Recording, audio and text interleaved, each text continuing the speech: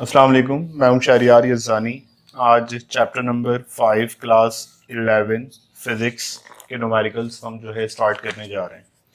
Question number 1 यहाँ पे मौजूद है। कह रहे हैं a man pulls a trolley through a distance of 10 metre by applying a force. हाथ का डाटा भी बना लेते हैं ताकि चीज़ें क्लियर होती रहें। चैप्टर नंबर 5 है वर्क, एनर्जी एंड पावर। कह रहे हैं man pulls a trolley through a distance. Distance कितना बता दिया हमें? डिस्टेंस आ गया 10 metre by applying a force. Force कितनी है?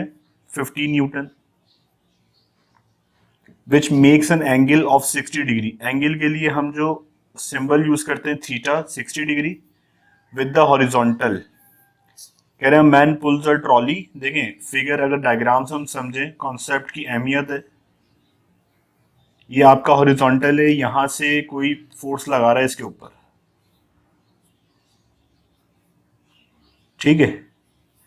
तो ये वाला जो एंगल है ये आपका कितना बन रहा है? 60 डिग्री बन रहा है with the horizontal. Calculate the work done. क्या मालूम करना है? वर्क डन मालूम करना है। अच्छा, फिजिक्स के अंदर वर्क डन की कंडीशन ये है कि डिस्प्लेसमेंट कवर होनी चाहिए। अगर आपने इस ट्रॉली के ऊपर कोई ना कोई फोर्स अप्लाई की है और एज अ रिजल्ट ये कोई डिस्प्लेसमेंट कवर करता है, लेट सपोज ये पॉइंट ए था, आफ्टर सम टाइम ये जो है डिस्प्लेसमेंट कवर करके कहाँ पे आ जाता है? पॉइंट बी के ऊपर, जो कि कितनी थी हमारे पास?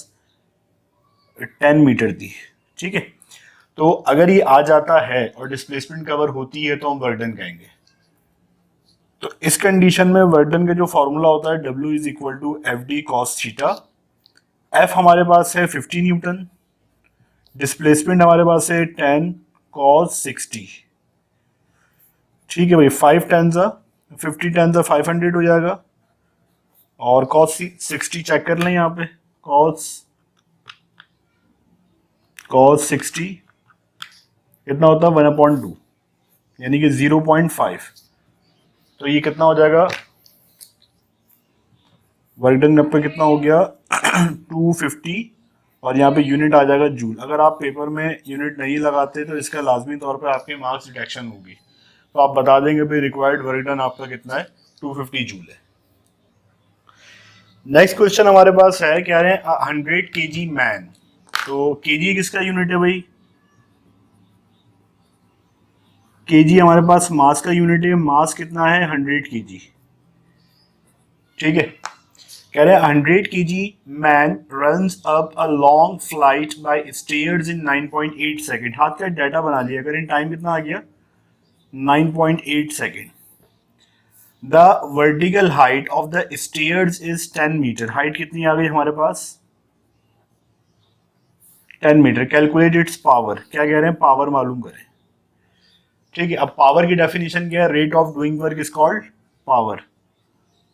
पावर क्या होता है?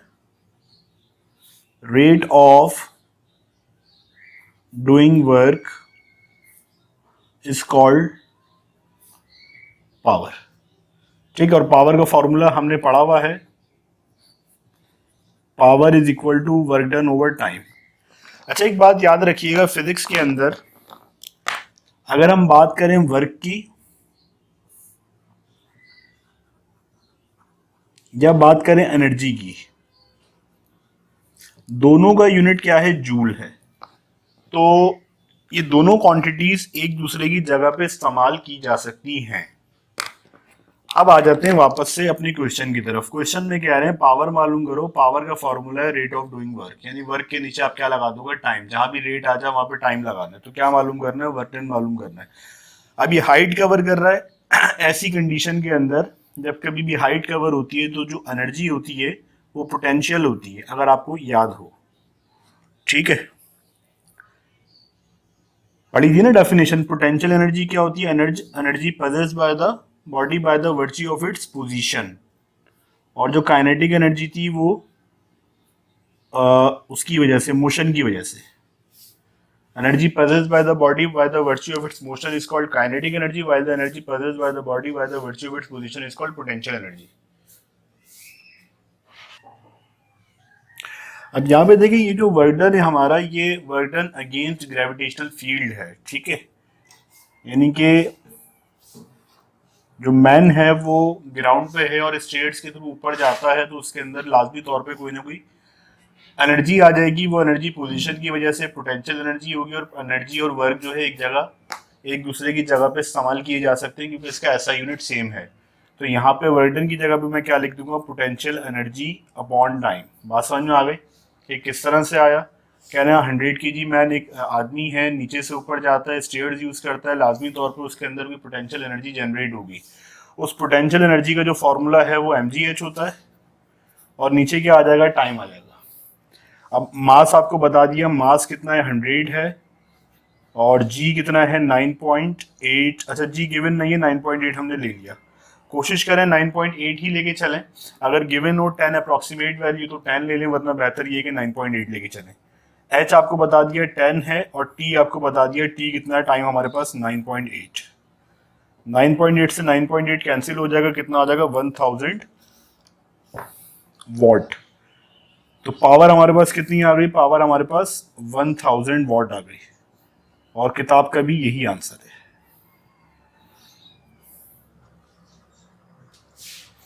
चलें अब नेक्स्ट क्वेश्चन स्टार्ट करते हैं। कह रहे हैं when an object is thrown upward it rises to height h, how high is the object. देखें डायग्राम हाथ के हाथ बना लेते हैं। लेट सपोज आपकी जो बॉडी थी इनिशियली पॉइंट ए के ऊपर थी, ठीक है, पॉइंट ए से वो डिस्टेंस कवर करती है वर्टिकल डायरेक्शन के अंदर, और कहाँ चली जाती है, h हाइट कवर कर लेती है, और कहाँ चली जाती है, पॉइंट बी के ऊपर। कह रहे हैं when an object is thrown upward it rises to a height h, how high is the object in terms of h when it has lost 1/3 of its original kinetic energy। Let suppose body जो है point B के ऊपर है, sorry C के ऊपर है, और ये अपनी जो काइनेटिक एनर्जी है, लेकिन यहाँ पे लिख लेते हैं ये क्या कह रहे हैं, एट पॉइंट सी कह रहे हैं when it has lost 1/3 of its original kinetic energy, यानी जो काइनेटिक एनर्जी होगी इस पॉइंट के ऊपर, काइनेटिक एनर्जी, ठीक है, इस पॉइंट के ऊपर होगी, उसमें से 1/3 लॉस हो चुकी है, ठीक है। यानी कि जो काइनेटिक एनर्जी फाइनल होगी इस पॉइंट के ऊपर, वो कितनी होगी, जो काइनेटिक एनर्जी थी उसमें से आप माइनस करा दें, कितनी बेटा, 1/3। तो जो काइनेटिक एनर्जी फाइनल हमें इस पॉइंट के ऊपर मिलेगी 3, यहाँ पे आ जाएगा 3ke माइनस ke अपॉन में 3। तो ke final is equal to 2ke upon में 3। यानी यहाँ पे पॉइंट सी के ऊपर जो काइनेटिक एनर्जी फाइनल होगी हमारे पास, वो कितनी आ गई, 2/3ke। बात समझ में आ गई। यानी इस पॉइंट के ऊपर एनर्जी कितनी है, 2/3 काइनेटिक एनर्जी। तो अब हमें बताना है कि इस पॉइंट के ऊपर ये जो हाइट है बेटा ये कितनी होगी। इसको हमने एच डैश कह दिया कि आपको कैलकुलेट करना, यानी कि एक बॉडी है। थोड़ा सा इसका बैकग्राउंड मैं आपको बता देता हूँ। जब कभी भी कोई चीज़ आप जो है वर्टिकल पोजीशन के ऊपर फेंकते हैं, यानी पॉइंट ए से पॉइंट बी की तरफ जा रही है, तो इस पॉइंट के ऊपर इसकी मैक्सिमम काइनेटिक एनर्जी होगी, और फिर करते करते करते करते जैसे जैसे इसकी वेलोसिटी कम होगी, एक वक्त आएगा एक लम्हे के लिए यहाँ पे पॉइंट बी पे रुकेगा, और उसके बाद अपनी जर्नी को रिवर्स करेगा, वापस नीचे आना शुरू हो जाएगा। तो इस पॉइंट के ऊपर मैक्सिमम पोटेंशियल एनर्जी होगी PE मैक्स, और इस पॉइंट के ऊपर काइनेटिक एनर्जी इसकी क्या होगी, मैक्स, क्योंकि इसके बाद हर पॉइंट के ऊपर इसकी वेलोसिटी जो है डाउन होती रहेगी। यहाँ तक बात क्लियर हो गई। अब हम जो है जर्नी ले लेते हैं A to C।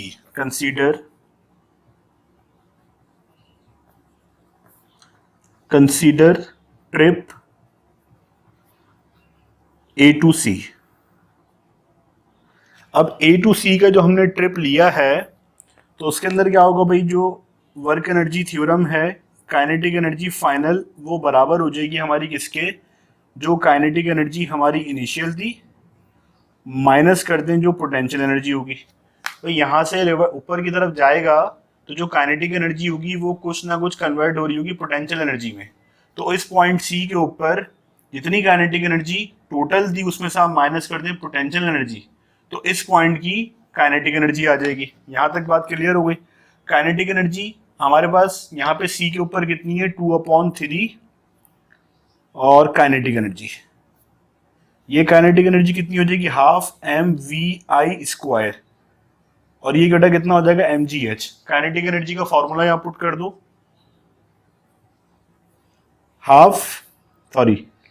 अब यहाँ पे 12mv²। अब ये इनिशियल होगा, आई लगाना था यहाँ पे,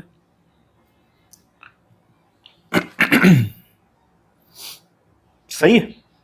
तो 12mvi² is equal to 1/2mvi² minus mgh। अब अगर आप यहाँ पे गौर करो तो यहाँ से 1/2 कॉमन बाहर आ रहा है और m बाहर आ जाएगा, अंदर क्या बचेगा, 2/3vi² इज इक्वल टू, यहाँ से 1/2 कॉमन निकालो और m कॉमन निकालो, तो अंदर क्या बचेगा, vi², और यहाँ पे 2 क्योंकि खुद लगाना पड़ेगा वापस से कैंसिल करने के लिए, 2 यहाँ लगेगा तो वापस से कैंसिल हो जाएगा और GH ये वाला बचेगा। ठीक है भाई, कॉमन निकाला गया। अब यहाँ पे देखो कैंसिल क्या हो रहा, जो कैंसिल हो रहा है वो कैंसिल कर दो, हाफ को कैंसिल करेगा, m को कैंसिल करेगा, और हमारे पास बचेगा क्या, 2/3 vi² is equal to vi² minus 2gh। I hope कि यहां तक सारी चीजें आपको क्लियर हो गई होंगी। ठीक है भाई, अब यहां से आप जो है देखें, एक काम हमें जो करना है, इनिशियल वेलोसिटी हमारे पास नहीं है, तो हम कंसीडर करेंगे ट्रिप A टू B, क्योंकि मुझे VI चाहिए, तो मैं यहां पुट कर दूंगा consider trip A to B बेटा। तो यही वाला थ्योरम आप लगाएं, जो काइनेटिक एनर्जी फाइनल होगी वो काइनेटिक एनर्जी इनिशियल माइनस, समझाने के लिए ये वाला लगवा रहा हूं, वरना और इससे बेहतर भी लग सकता है। अब इस पॉइंट के ऊपर, पॉइंट बी के ऊपर जो काइनेटिक एनर्जी होगी वो जीरो हो जाएगी, क्योंकि एक लम्हे के लिए यहाँ पे वेलोसिटी क्या होगी, जीरो होगी। तो जब वेलोसिटी जीरो होगी तो काइनेटिक एनर्जी क्या हो जाएगी, zero. Kinetic energy initial minus potential energy, तो जो काइनेटिक एनर्जी इनिशियल होगी वो बराबर हो जाएगी पोटेंशियल एनर्जी फाइनल के। सही है भाई, इस पॉइंट के ऊपर। अब काइनेटिक एनर्जी इनिशियल हमारे पास पॉइंट सी के ऊपर 12mvi² हो जाएगा, और ये कितना होता है बेटा, mgh। अब ये टोटल h है, ठीक है। और यहाँ पे ये जो h लगाया ये आपने h डैश करना है, क्योंकि ये हम बात कर रहे थे A टू C की, यहाँ पे h जो हाइट है वो h डैश है, और यहाँ पे ये टोटल h है, टोटल हाइट ये A टू B की। सही है। अब यहाँ से आप क्या कर दो, vi को सेपरेट कर लो, m से m कैंसिल, तो 2 वहां जाके मल्टीप्लाई हो जाएगा, 2gh। अब 2gh को यहाँ पे पुट कर दो vi की जगह पे। ठीक है भाई, बात समझ में आ रही है, आसान सा इक्वेशन है। तो इक्वेशन नंबर 1 बिकम्स 2/3, सही है, vi² is equal to vi² minus 2gh। अच्छा, पहले vi को एक तरफ कर लो ताकि चीजें सिंप्लीफाई हो जाएं, वरना प्रॉब्लम रहेगी। माइनस 2gh को इधर शिफ्ट करो, प्लस 2gh हो जाएगा, ये vi अपनी जगह पे एज इट इज, और ये माइनस 2/3 vi हो जाएगा। अब इसको थोड़ा सिंप्लीफाई कर लेते हैं पहले, 2gh is equal to 3 LCM ले लो, 3vi² माइनस 2vi² अपॉन में क्या हो जाएगा बेटा, 3 यहाँ पे आ जाएगा, 3 टू द 6 हो जाता है, या 2g को वहां शिफ्ट कर दो, h is equal to 3 minus 2 कितना होता है, 1vi² अपॉन में ये कितना हो जाएगा, 3 मल्टीप्लाई बाय 2g। यहाँ तक बात क्लियर होगी। अब vi की वैल्यू डाल दो जो यहाँ से आई थी, ये रही 2gh, तो h is equal to vi की वैल्यू 2gh अपॉन में 3 मल्टीप्लाई बाय 2g, g से g गया, 2 से 2 गया, तो h हमारे पास कितना आ गया, h/3, यानी कि जो h है ये टोटल हाइट है, और ये h प्राइम जो है ये हमारे पास वो वाली हाइट है जहां पे जो इसकी एनर्जी है, काइनेटिक एनर्जी, वो 1/3 लॉस हो जाएगी। तो आप उम्मीद करता हूँ यहाँ पे सारे स्टेप्स आपको क्लियर हो गए होंगे। अब देखो अगला सवाल है, क्वेश्चन में कह रहे हैं 70 kg मैन, तो डेटा हाथ के हाथ बना लिया करो, मास कह रहे हैं, मास का सिंबल क्या हो जाता है m, और ये कितना आ गया 70 kg आ गया। Up a hill through a height of 3 metre, बुलंदी की तरफ जा रहा है, हाइट कितनी कवर की है 3 मीटर कवर की है, और टाइम हमें कितना बता दिया 2 सेकेंड।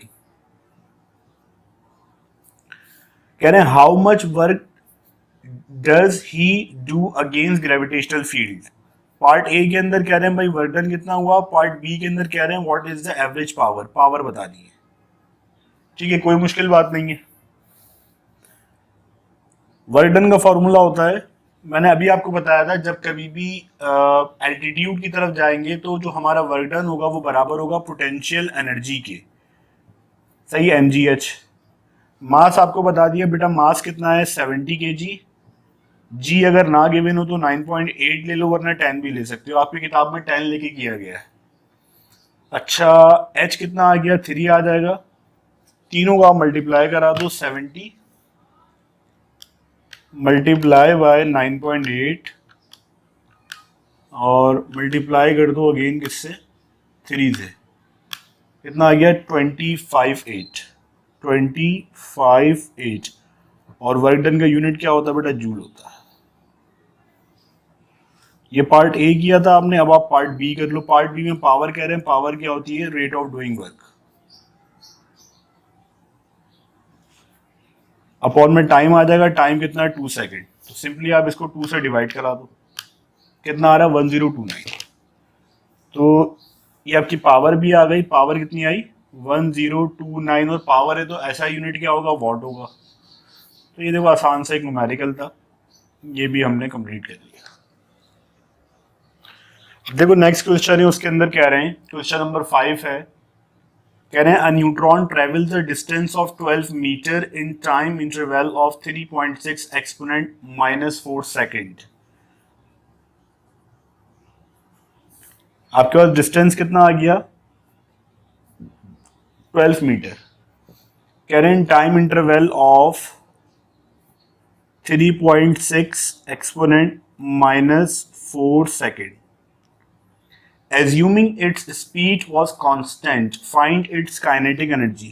क्या मालूम करनी है के ई, और क्या मालूम करना है टेक द मास, मास आपको गिवन है, मालूम आप कुछ नहीं करना, 1.7 एक्सपोनेंट -27 kg। काइनेटिक एनर्जी का फॉर्मूला आपको पता है भाई, कितना होता है, kinetic energy is equal to half mv²। अब मेरे पास वेलोसिटी नहीं है, सबसे पहले मुझे वेलोसिटी निकालनी पड़ेगी।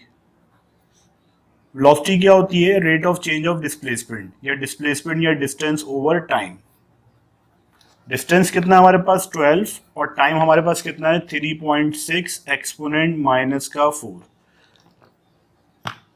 12 ओवर 3.6, जान के देखें कैलकुलेटर को स्क्रीन में लेकर आ रहा हूं ताकि टाइपिंग पे अगर किसी स्टूडेंट को प्रॉब्लम हो तो वो बआसानी इसको देख ले। कितना हो रहा है 3 5 टाइम्स 3 है।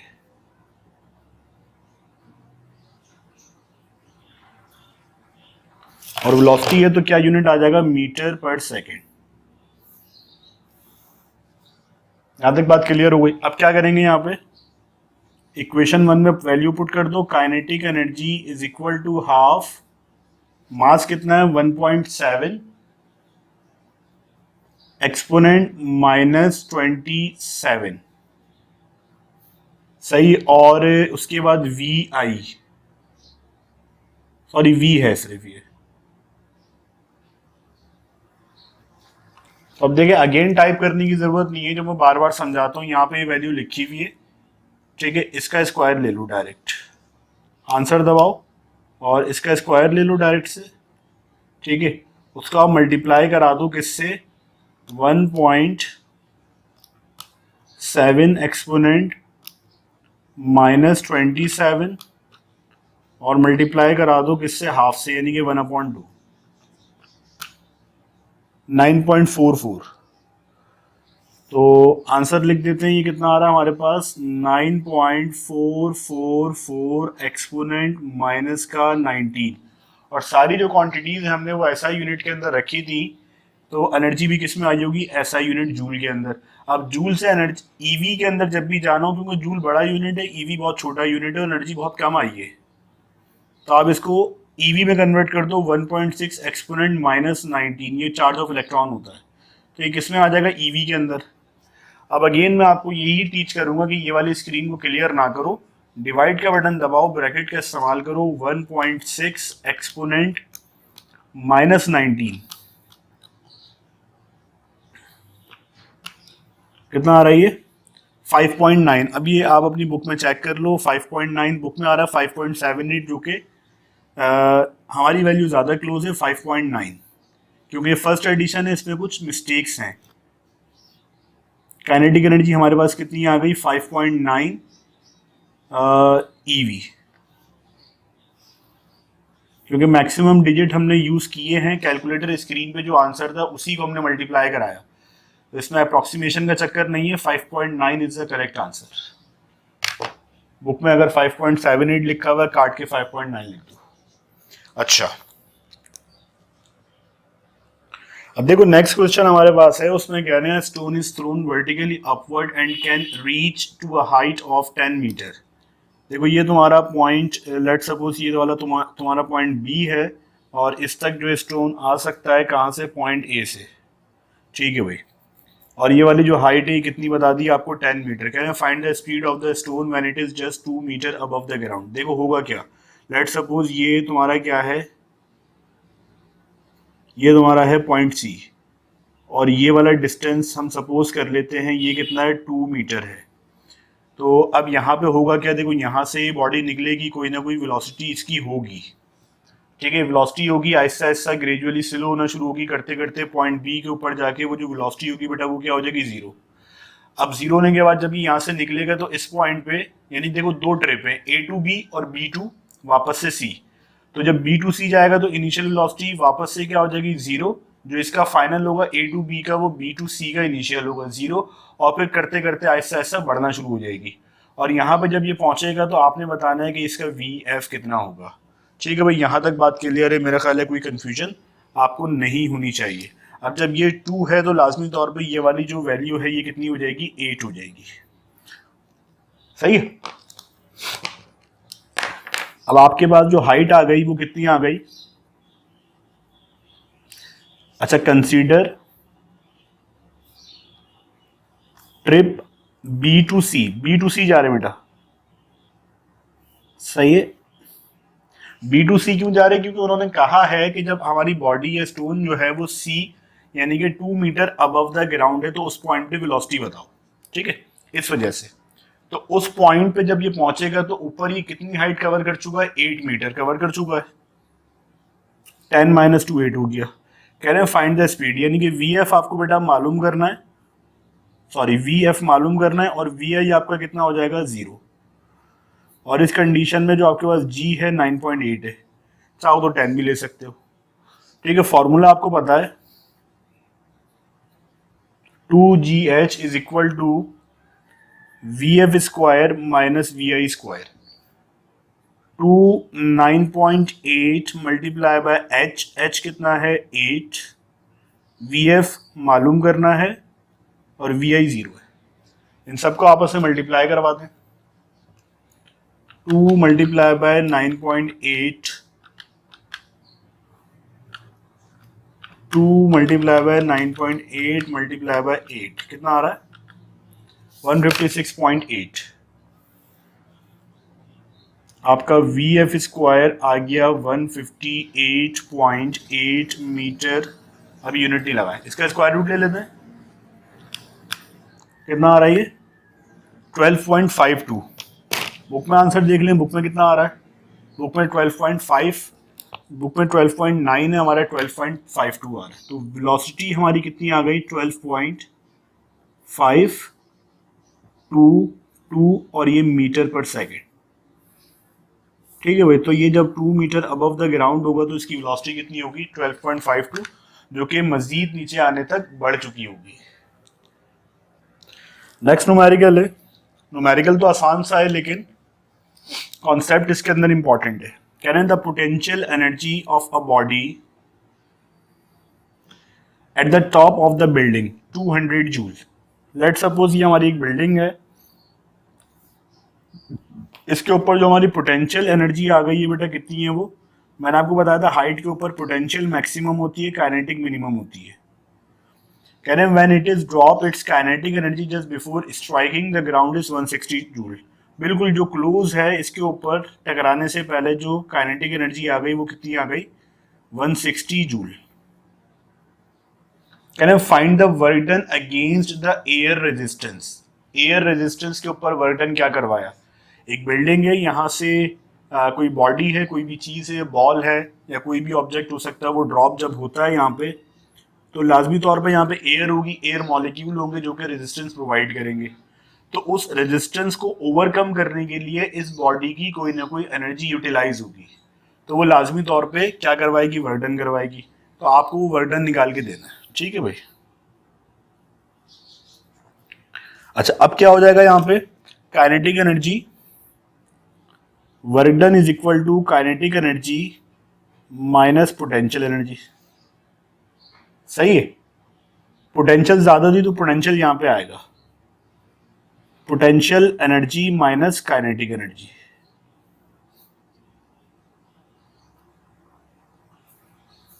काइनेटिक कितनी है हमारे पास, हाँ 160 है ना, तो पोटेंशियल कितनी थी 200 थी, माइनस काइनेटिक 160, तो ये वर्क डन हमारे पास कितना रह जाएगा, 40 जूल रह जाएगा। क्योंकि ये देखें ये 40 जूल एनर्जी मिसिंग है, तो ये एनर्जी जो मिसिंग है ये एयर मॉलिक्यूल्स की रेजिस्टेंस को ओवरकम करने में यूटिलाइज हो चुकी है। नेक्स्ट क्वेश्चन है, कहते find the energy equivalent to 1 gram.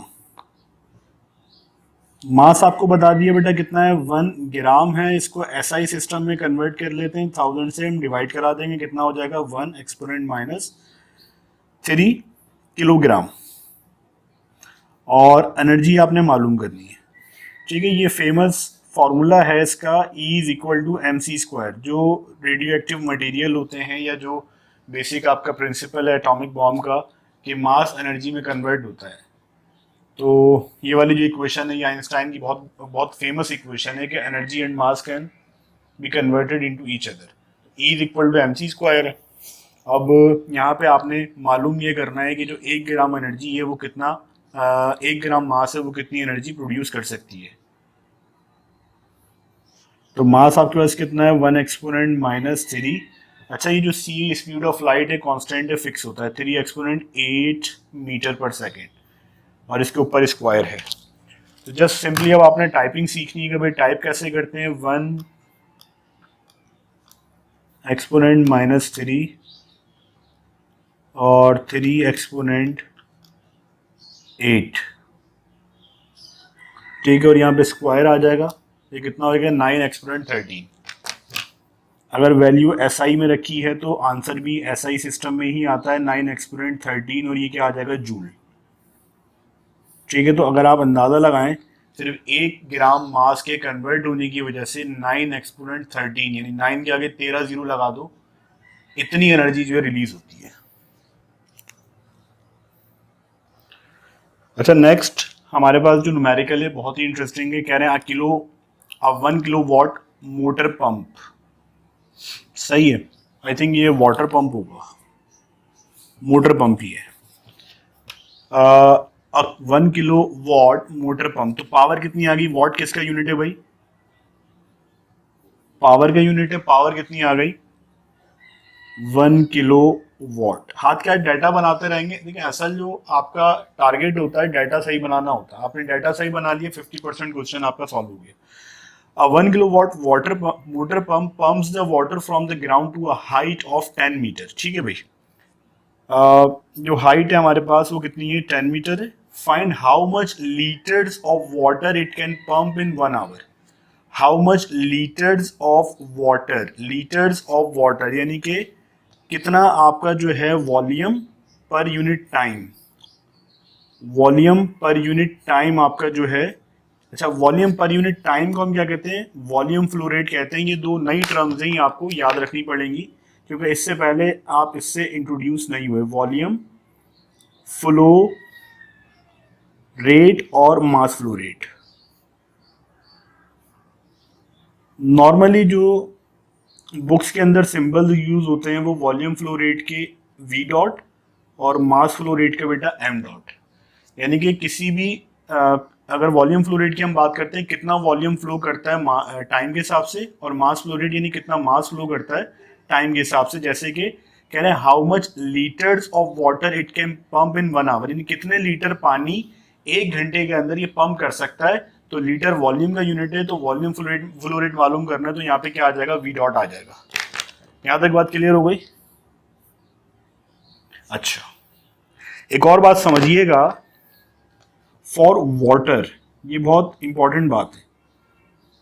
For water जो वॉल्यूम फ्लो रेट होगा वही मास फ्लो रेट होगा, क्योंकि 1 लीटर आपका जो है बेटा बराबर होता है किसके, कंटेन 1 kg। यानी 1 लीटर अगर पानी ले लोगे ना तो उसका मास कितना होगा, 1 किलो होगा। तराजू पर रख दो 1 किलो मास है। लेकिन अगर 1 लीटर मिल्क ले लोगे या 1 लीटर ऑयल ले लोगे या 1 लीटर हनी ले लोगे तो वो 1 kg नहीं आएगा। ठीक है, तो ये सिर्फ पानी के लिए वैलिड है कि जो वॉल्यूम फ्लो रेट है वही मास फ्लो रेट होता है। यहाँ तक उम्मीद करता हूँ कि सारी चीजें क्लियर हो चुकी होंगी। अब बढ़ते हैं सवाल में आगे की जाने। अच्छा, अब बेटा पावर क्या होती है, रेट ऑफ डूइंग वर्क। देखो फंडामेंटल अगर तुम लोगों के सही होंगे आगे कभी नहीं फंसोगे। पावर की एक डेफिनेशन याद की हुई है बचपन से, rate of doing work is called power, या W upon T is called power. W क्या होता है, वर्क डन होता है। अभी मैंने बताया कि अगेंस्ट ग्रेविटेशनल फील्ड जब नीचे से ऊपर की तरफ जाओगे तो जो वर्क डन का फॉर्मूला होता है वो mgh होता है। ठीक है भाई, और नीचे क्या आ जाएगा, टाइम आ जाएगा। ये आपकी पावर है। अब जो मास फ्लो रेट है उसी से वॉल्यूम फ्लो रेट निकलेगा। मास फ्लो रेट से मुराद मास अपॉन टाइम, तो मास अपॉन टाइम मालूम करना है, इसको इधर ही रहने दो और बाकी सबको जी एच को इधर ले आओ और यहाँ पे क्या आ जाएगा, ये एम अपॉन टी। यहां तक बात क्लियर है। तो एम अपॉन टी को एम डॉट लिख दो, पी अपॉन जी एच। बेटा पावर कितनी है, 1 किलो वॉट। 1 किलो वॉट का मतलब है 1000 वॉट। किलो कहीं भी आ जाए, हजार मतलब होता है इसका। जी कितना है बेटा, 9.8, और ये हाइट कितनी है, 10। 1000 ओवर 98 डिवाइड कर दो, कितना आ रहा है, 1000 डिवाइडेड बाय 98 कितना आ रहा है, 10.2।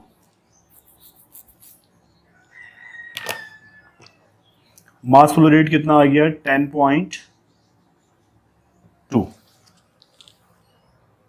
अच्छा, अब इसमें जो एक चीज आपको समझाने वाली है, इसका जो यूनिट बनेगा वो केजी पर सेकंड बनेगा।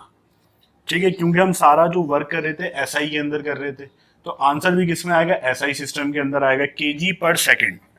अब ये सेकंड का मसला मुझे हल करना है कि सेकंड को कन्वर्ट करना है आवर के अंदर, क्योंकि उन्होंने मुझसे सवाल में पूछा है कि आप आवर के हिसाब से बताइए। तो मैंने कहा ठीक है भाई, इसको भी कन्वर्ट कर देते हैं, कोई बड़ी बात नहीं है। 10.2 केजी और ये 1 सेकेंड। अच्छा, यहाँ पे कन्वर्जन करके बता देता हूँ ताकि मसला ना रहे। हमारे पास 1 घंटा है बेटा, 1 घंटा कितने सेकंड है, 3600 सेकंड। ठीक है, ये यहाँ 3600 मल्टीप्लाई हो रहा है, एस के साथ बांधा के क्या हो जाएगा, डिवाइड। 1 our upon 3600 second. यहाँ पे क्या बचा, कुछ नहीं है, तो 1 सेकेंड। यानी कि 1 सेकेंड बराबर होता है 1 आवर ओवर 3600 के। तो बस 1 सेकेंड की जगह पे क्या लिख दो, 1 आवर ओवर 3600। आसान बात थी। अब यहाँ पे इसको सिंप्लीफाई करना है बस, और कुछ भी नहीं करना। 10.2 3600 रेसिप्रोकल होकर ऊपर चला जाएगा 3600, और नीचे 1 लिखते नहीं है, नीचे क्या बचेगा, KG upon hour. 10.2 multiply by 3600 कर दो। कोशिश करो आंसर को मिटाया नहीं करो, जब आंसर को नहीं मिटाओगे तो अप्रोक्सीमेशन का चक्कर ही खत्म हो जाएगा। कितना आ रहा है, 36734। 36734.69। अगर एक्सपोनेंट में चाहो तो इसको इस तरह से कर दो, 3.67 एक्सपोनेंट 4, सही है। और मास फ्लो रेट क्या आ जाएगा, केजी पर आवर। अच्छा, फॉर वाटर अभी मैंने बताया था कि जो मास फ्लो रेट होगा बेटा बराबर होगा volume flow rate. Mass flow rate तो हमसे पूछा नहीं, हमसे वॉल्यूम फ्लो रेट पूछा है। तो इसी आंसर को बस आप लिख दोगे वॉल्यूम फ्लो रेट की शक्ल में 3.67 एक्सपोनेंट 4 केजी को किसमें कर दोगे, लीटर के अंदर, लीटर पर आवर। यानी इस बात से पता हमें क्या चला, यूनिट 10, 100,000, 10,000, यानी 36,000 लीटर एक घंटे के अंदर ये पंप आपको जो है पंप करके दे सकता है पानी। यानी 36,000 लीटर पानी एक घंटे में इसकी कैपेसिटी है पंप करने की। तो अगर आप समझ लें 36,000 लीटर की कोई टंकी आपने लगाई है अपनी छत के ऊपर, तो ये उसको फिल करने में, पंप करने में तकरीबन जो है 1 घंटा लेगा। नॉर्मली हमारे घरों में जो टंकियां लगी हुई होती हैं, ओवर टैंक होते हैं, वो तकरीबन 1,000 लीटर के होते हैं। 36,000 बहुत ज्यादा है ये। ठीक है भाई, चलते हैं नेक्स्ट प्रॉब्लम की तरफ। प्रॉब्लम में कह रहे हैं रॉकेट। रॉकेट क्या होता है, बेसिकली सैटेलाइट को ड्रॉप करने के लिए जो हमारी ग्रेविटेशनल फील्ड होती है उसको निकालने के लिए जो हमें एक सवारी जो चाहिए वो रॉकेट है। A rocket of mass 2 kg, data में आप मेंशन कर दें, is launched in air when it attains height of 15 metre. कह रहे हैं द 400 जूल, एनर्जी बेटा कितनी आ गई, 400 joule of its chemical fuel burns, find the speed of the rocket at the maximum height। ठीक है भाई, आपने कहा ठीक है, आसान सा एक प्रॉब्लम है। अब आपका रॉकेट है एक सर्टेन हाइट के ऊपर जिसको हमने एच कह दिया, तो वहां पे जो आपकी एनर्जी जो केमिकल फ्यूल रिलीज करेगा वो दो चीज़ों में कन्वर्ट हो जाएगी। एक रॉकेट की काइनेटिक एनर्जी बढ़ाने में और दूसरी पोटेंशियल एनर्जी में, और तीसरी जो एयर रेजिस्टेंस आएगी या जो टर्बुलेंस आएगी उसको हमने यहाँ पे इग्नोर कर दिया, वरना चीज़ें हमारी कॉम्प्लेक्स हो जाएंगी। अब जो टोटल एनर्जी हमारे पास है वो कितनी बताती है भाई, जो सोर्स है हमारी 400 जूल है। अब उस 400 जूल में से ही कुछ ना कुछ काइनेटिक बनेगी, कुछ ना कुछ पोटेंशियल बनेगी, और कुछ ना कुछ हमारी एयर रेजिस्टेंस को ओवरकम करने में यूटिलाइज होगी, जो कि यहाँ पे हमने इग्नोर कर दी। अप्रोक्सीमेशन है। काइनेटिक एनर्जी कितनी है, हाफ mv² है। पोटेंशियल एनर्जी mgh है। अब क्या करना है, सिर्फ वैल्यूज पुट करनी है। हाफ मास कितना है बेटा, 2 kg, v मालूम करना है, मास अगेन 2 kg, g 9.8, h कितना है बेटा 15, ये 2 से 2 कैंसिल, तो यहाँ पे v² बचेगा। यहाँ पे 2 इंटू 9.8, 19.6 इंटू 15 मल्टीप्लाई कर दो, 2 मल्टीप्लाई बाय 9.8 मल्टीप्लाई बाय 15 कितना आएगा, 294। 294 आ गया। 400 minus 294 is equal to v²। Minus कर दो 400, इसकी मेमोरी में लास्ट आंसर मौजूद है, 106 आ गया।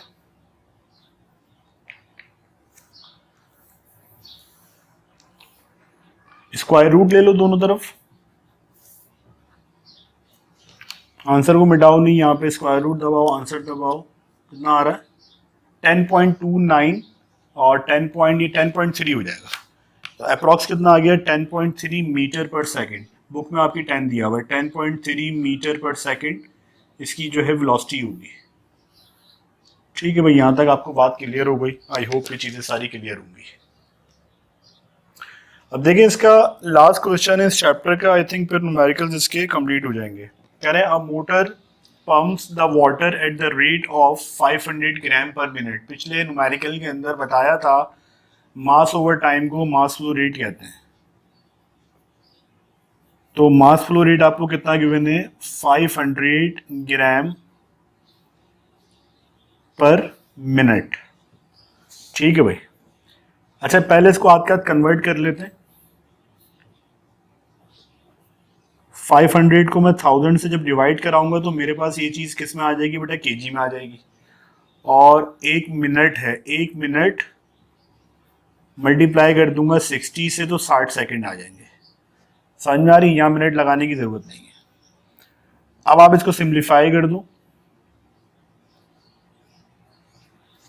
कितना आ जाएगा 0.5, और चाहो तो डायरेक्टली कैलकुलेट से कर दो।